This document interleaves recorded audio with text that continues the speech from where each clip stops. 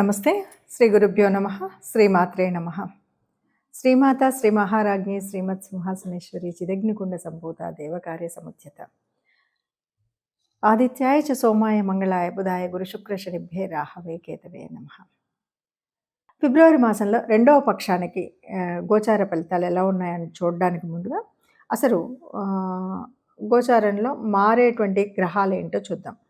మనకి రెండవ పక్షంలో మారుతున్నటువంటి వాటిలో ముందుగా మిథునంలో అయితే యథావిధిగా గురుడు ఉంటాడు, కుంభంలో రాహు, సింహంలో కేతువు, మీనంలో శని. వీటితో పాటుగా మనకు 15వ తారీఖు తర్వాత అంటే మనకు మారేది ముఖ్యంగా రవి మారుతున్నాడు. ఈ రవి కుంభరాశిలోకి రాహుతో పాడుతున్నాడు. అలాగే కుజుడు కూడా 23వ తారీఖు చివరిలోనే మాసాంతంలో కుజుడు కూడా కుంభరాశిలోకి మారడం అనేది కనిపిస్తుంది. ఇలా ఈ గ్రహాలు ఇలా ఉపస్థితి అయినప్పుడు మరి 12 రాశుల వారికి ఈ 15 రోజులు అంటే చివరి పక్షంలో ఎలా ఉంటుందో చూద్దాం. ఇక రెండవ పక్షానికి వచ్చేసరికి మరి అష్టమ స్థానంలో రవి, రాహు, కుజుడు వీళ్ళు ఉండేటువంటి పరిస్థితి రెండవ పక్షంలో ఉంటుంది. ఎందుకంటే రాహు ఆల్రెడీ ఉన్నాడు, రవి వస్తున్నాడు 13 నుండి, ఆ తర్వాత కుజుడు 23 నుండి కూడా చేరుతున్నాడు. ఇలా ఉన్నప్పుడు ఏమవుతుంది? అష్టమ స్థానంలో ఉంటే ఇబ్బందులు, ఇది అందరికీ తెలిసిన విషయమే. ఏ విషయంలో? శత్రువు, లేకపోతే అష్టమ స్థానం అంటే ఆయుష్ స్థానం, ఆరోగ్యం, బాగా ఆరోగ్య విషయంలో ఇది మనకు ఏం చేయాలి ఇప్పుడు? మరి అలా ఉంది కదా అని భయపడిపోయి అయ్యో నాకేదో అయిపోతుందని కాదు కదా, ఆయుష్ స్థానం అంటారని కాదు కదా. ఆరోగ్యాన్ని జాగ్రత్తగా చూసుకోవాలి. ఆరోగ్యాన్ని జాగ్రత్తగా చూసుకోవాలంటే కావలసినటువంటి వ్యాయామం చేయడము, నడకను నడవడము ఇలాంటివి తప్పనిసరిగా చేయాలి. ఏ నిర్ణయాలున్నా ఆహార విషయంలో, నిద్ర విషయంలో జాగ్రత్తలు తీసుకుంటూ, అంటే ఏదో పని మీద వెళ్ళామని తినవలసిన సమయంలో తినకుండా నిద్రను మానేసి ఆలోచించి ఇలాంటివి చేయకుండా ఉంటే ఆరోగ్యం బాగుంటుంది. ఎందుకంటే 8వ స్థానము ఆయుష్ స్థానము, ఆరోగ్య స్థానం కాబట్టి చాలా జాగ్రత్తగా ఉండాలి. తొందరపాటు అస్సలు వద్దు. ఎందుకంటే ఈ తొందరపాటుతనం వల్ల వచ్చేటువంటి ఆర్థిక నష్టాలు చాలా ఎక్కువగా ఉంటాయి. ఎందుకు? అష్టమ స్థానంలో ఉన్నటువంటి ఈ గ్రహాల మూలంగా జరిగేటువంటి కష్టం.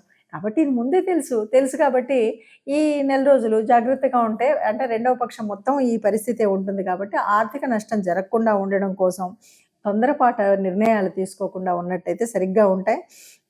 అట్లాగే ఏదైనా మంచి పనులు చేయాలి అంటే మనం చేయాల్సినటువంటి మాట ఒక్కటే, ఈ నెలలో ఎట్టి పరిస్థితుల్లో నేను చేసుకోవాలి అని అనుకుంటే కనుక ఫిబ్రవరి 13వ తారీఖు లోపల చేసుకోండి. అంటే మొదటి పక్షంలో చేసుకోండి. రెండవ పక్షానికి వచ్చేసరికి చేయకుండా, మరి చేయకుండా కూడా నష్టాలు అంటున్నారు కదా, అంటే నష్టాలను తట్టుకోవడానికి మీ ఇష్టదేవత ఆరాధన చేసినట్టయితే ఎలాంటి ఇబ్బందులు లేకుండా అలా సవ్యంగా సాగుతుంది అని చెప్పచ్చు. ప్రస్తుతం ఇప్పుడు మనం చూస్తున్నటువంటి గోచారం ఇది ఫలితాలు అని మనం చెప్పడానికి ముందుగా ఒక మాట చెప్పాలి. ఎప్పుడైనా సరే ప్రతిరోజు నిత్యం గ్రహాల మార్పు అనేది జరుగుతూనే ఉంటుంది. సరే, కొన్ని గ్రహాలు ఒక నెల పట్టొచ్చు, కొన్ని 30 రోజులు, కొన్ని 45 రోజులు, ఇలా మనకు తెలుసు. గ్రహాలు మారుతున్నప్పుడు తప్పనిసరిగా ఆ గ్రహ ప్రభావం అనేది మన మీద పడడం అనేది సహజం. జన్మకుండల్లో ఉన్నటువంటి జాతకాల్లో ఎలా ఉన్నా ఈ గ్రహాలు మారినప్పుడు దాని యొక్క ప్రభావం తప్పకుండా మన మీద ఉంటుంది.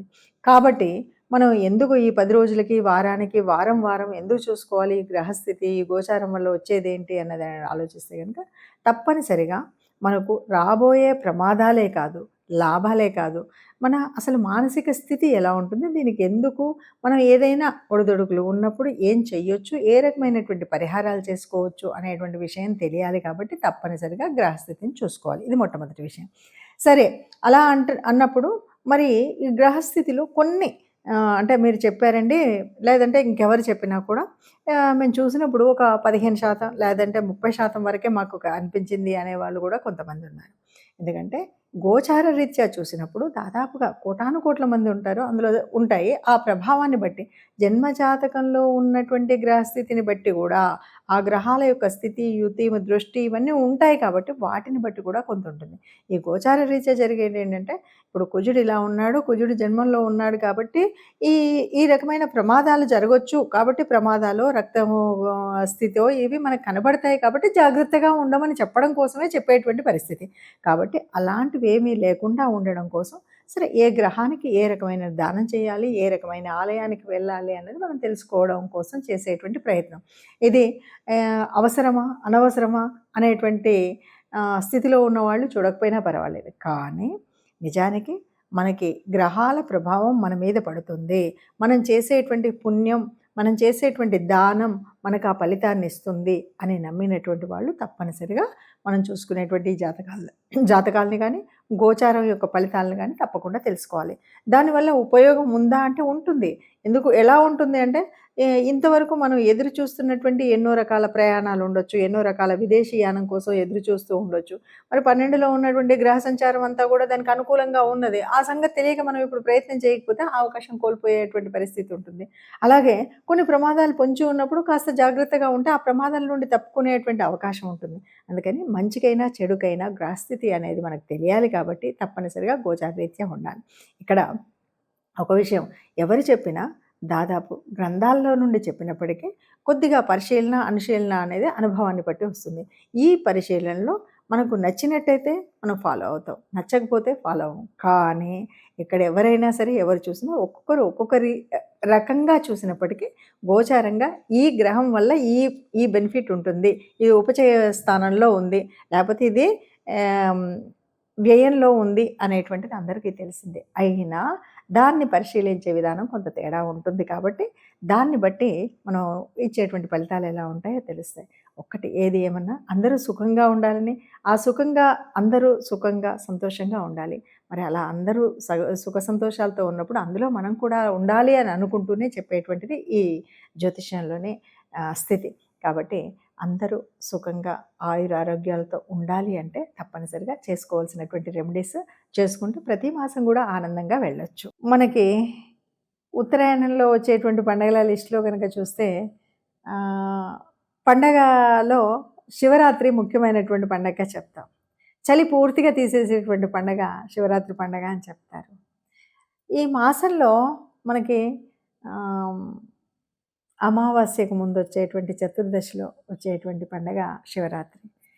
శివరాత్రి అంటే శివుడిని రాత్రిపూట ఆరాధించేటువంటి పండగన, లేదు శివుడు లింగ రూపంలో ఉద్భవించినటువంటి సమయం కనుక శివరాత్రి అనాలా. మొత్తము రాత్రినంతా జాగరూకంగా ఆ శివుణ్ణి ప్రార్థిస్తాం కాబట్టి శివరాత్రి అనాలంటే అన్నీ కలిపితేనే శివరాత్రి. శివుణ్ణి ఆరాధిస్తూ ఆయన్ను ఉపవసించడం అంటే ఆయనకు దగ్గరగా ఉండడం, ఆయన రూపాన్ని, ఆయన యొక్క స్థితిని ఆరాధిస్తూ 4 యామములో కూడా మనం అభిషేకం చేస్తూ ఒక్కొక్క అభిషేకంలో ఒక్కొక్క వస్తువుతో అభిషేకించి ఆ చివర జలంతో అభిషేకించి అందుకే మనం పంచామృతం అంటాం. నిజంగా పంచామృతంలో ఆవుతో చేసినటువంటి నెయ్యి, ఆవు పాలు, ఆవు పెరుగు అని మనం అంటాం. కానీ ఇది ఒక్కొక్క ఆమంలో ఒక్కొక్కసారి ఒక్కొక్క వస్తువుతో చేయాలి. ఇది ఎందుకు చేస్తున్నారు శివరాత్రిలో ఇది ప్రత్యేకించి అంటే ఏమీ లేదు. నువ్వు నిజంగా ఉపవసించి అంటే ఏమీ తినకుండా స్వామి మీద మాత్రమే ధ్యాసతో ఉంటూ జాగరణ చేస్తున్నటువంటి సమయంలో నీకు ఏ రకమైన అనారోగ్యం కలగకుండా ఆ అభిషేకించినటువంటి ఆ స్థితి నుండి నువ్వు తీసుకునే ప్రసాదం ద్వారా నీకు శక్తి పొందడం కోసం ఇచ్చినటువంటి ఒక అద్భుతమైనటువంటి ఒక ప్రయత్నం ఒక అద్భుతమైనటువంటి ఉపాయం అని చెప్పాలి. అలా శివరాత్రిలో ఉంటుంది. సరే, శివరాత్రి గురించి మనం ఎంత చెప్పుకున్నా, శివుడి కథలు ఎంత చెప్పుకున్నా, శివపురాణంలో మనకేమున్నా మొత్తానికి బ్రహ్మ విష్ణు మహేశ్వరులలో ఆదిదేవుడైనటువంటి ఆ శివుడు లింగరూపం దాల్చినటువంటి ఒక అద్భుతమైనటువంటి ఘట్టం ఈ ఘట్టం. లింగ రూపాన్ని దాల్చడానికి కూడా కారణం ఎవరు అంటే మళ్ళీ బ్రహ్మ విష్ణువులే నేను ముందు అని కొట్లాడుకుంటున్నప్పుడు ఎవరు ముందో తెలుసుకోవడానికి ఆది అంతం లేకుండా ఎదిగినటువంటి ఆ లింగ రూపం ప్రతీక. అందుకంటే నేను అన్నది కాదు, అందరినీ లయం చేయగలిగినటువంటి వాడు. మరి శివుడి గురించి ఎన్ని కథలు ఎంత చెప్పినా కూడా ఏవైనా చెప్పుకోవచ్చు. శివపురాణాన్ని అందులో ఉన్న శివభక్తుల కథలు ఒక్కొక్కటిగా చెప్పుకున్నా శివుడు పాపం బోలాశంకరుడు. నీకు భక్తి ముఖ్యం కానీ నీకు ఎలా ఉన్నా పర్వాలేదన్నాడు. తిన్నని భక్తిని ఆయన స్వీకరించాడు. అలాగే అద్భుతమైనటువంటి 3 పూటల స్నానం చేసి సంధ్యావందనాలు చేసేటువంటి పూజని స్వీకరించాడు. ఆఖరికి శ్రీకాళహస్తిలో ఉన్నటువంటి పాము, సాలెపురుగు లాంటి వాటి యొక్క ప్రేమను కూడా, వాళ్ళ యొక్క భక్తిని కూడా స్వీకరించగలిగినటువంటి వాడు శివుడు. అంతెందుకు, శివుడు అంటేనే బోలాశంకరుడు అన్నాం, గరుల కంఠుడు అన్నాం. ఎవరు ఏది అడిగితే అది ఇచ్చింది కాకుండా ఈ విశ్వం అంతా కూడా నాశనం అవ్వకుండా ఉండడం కోసం ఆ సంద్రంలో నుండి వచ్చిన ఆలాహలాన్ని కంఠంలో కట్టి పెట్టగలిగినటువంటి శక్తి ఉన్నటువంటి వాడు, తన బిడ్డలందరూ సుఖంగా ఉండాలి అన్నటువంటి వాడు. అంతేకాదు తన భార్యకు సగభాగాన్ని ఇచ్చినటువంటి అర్ధనారీశ్వరుడు బోలాశంకరుడు. ఏ రాక్షసుడైనా ఎవరైనా ఎప్పుడు ఏది అడిగినా వాళ్ళకి వరం తపస్సు చేశాడంటే వరం ఇచ్చినటువంటి శంకరుడు బోలాశంకరుడు.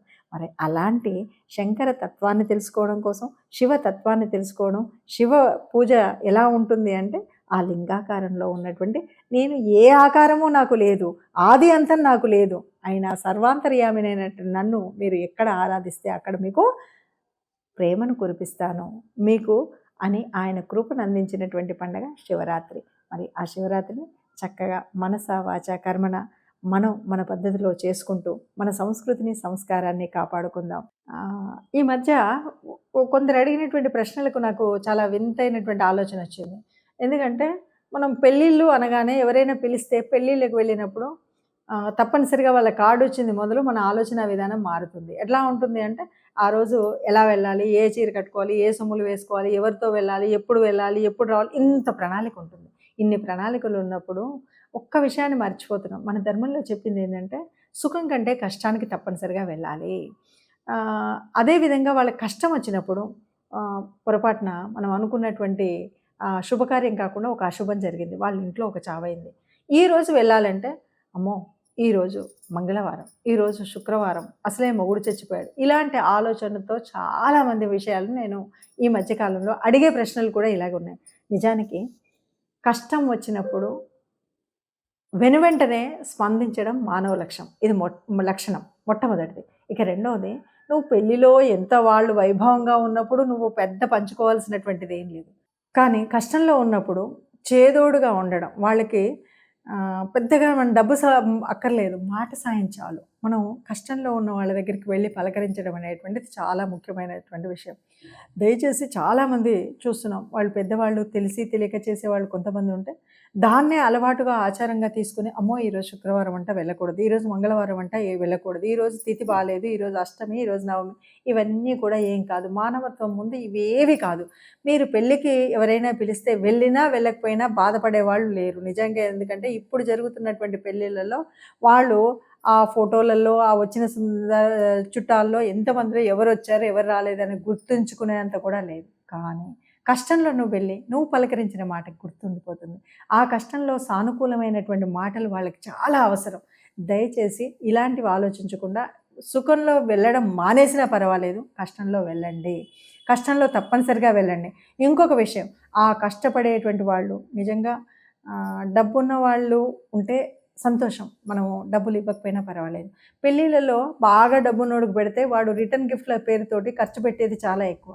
కానీ కష్టంలో ఉన్నప్పుడు కొంచెం ఒక మోస్తరు ఉన్నప్పుడు ఈ రూపంలో మనము వాళ్ళకి డబ్బు సహాయం కానీ ఇంకేదైనా చేయడం అనేటువంటిది ఒక ముఖ్యమైన విషయం.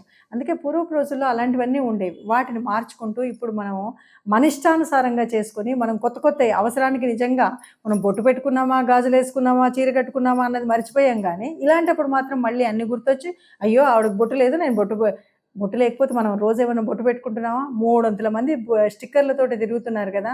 ఇవన్నీ ఒక అనాగరికమైనటువంటి విషయాలను మనసులో పెట్టుకొని వాటిని ఒక కొత్త రకమైనటువంటి మనసును బాధపెట్టే విషయాలు కాకుండా కొద్దిగా మనుషులాగా ఆలోచిస్తూ ముందుకు వెళ్ళాలి.